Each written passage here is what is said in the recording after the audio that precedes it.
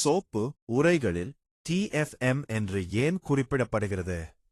TFM என்பது சோப்பில் உள்ள மொத்த கொழுப்பு பொருளின் டோட்டல் ஃபேட் மேட்டர் சுருக்கமான வடிவமாகும்.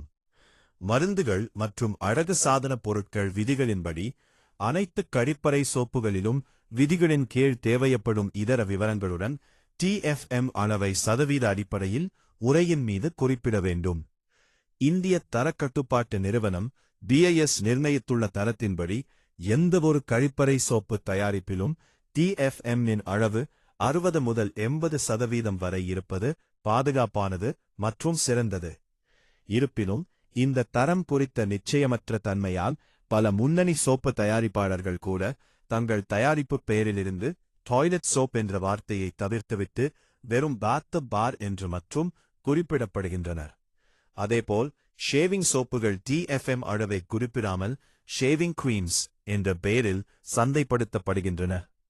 சோப்புகளின் தரவரிசை TFM அளவு பெர்சன்டேஜ் கிரேட் 1 70-60% வரை, இதுவே மிக உயர்ந்த தரம், சருமத்திற்கு மிகவும் நல்லது மற்றும் அதிக நுரை தரும்.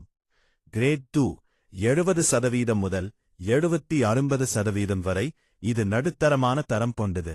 பொதுவாக கிடைக்கும் பல நல்ல பிராண்டுகள் இந்த வகையைச் சேர்ந்தவை.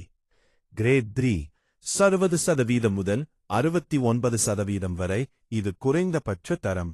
இதில் கொழுப்பு சத்து குறைவாகவும் நிரப்பிகள் ஃபில்லர்ஸ் அதிகமாகவும் இருக்கும். நீங்கள் கவனிக்க வேண்டிய முக்கியமான விஷயங்கள்: 1. Bathing parse. தயாரிப்பில் TFM அளவு 60%க்கும் குறைவாக இருந்தால் அதை சோப்பு என்று அழைக்க முடியாது. அதனால்தான் பல நிறுவனங்கள் அவற்றை பேதிங் பார்ஸ் என்று குறிப்பிடுகின்றன. 2. பயன்பாடு. அதிக TFM உள்ள சோப்புகள் சருமத்தை மென்மையாக வைத்திருக்கும். TFM குறைய குறைய சோப்பு கடினமாக தோன்றும் மற்றும் சருமத்தை வறட்சியாக்கக்கூடும். 3.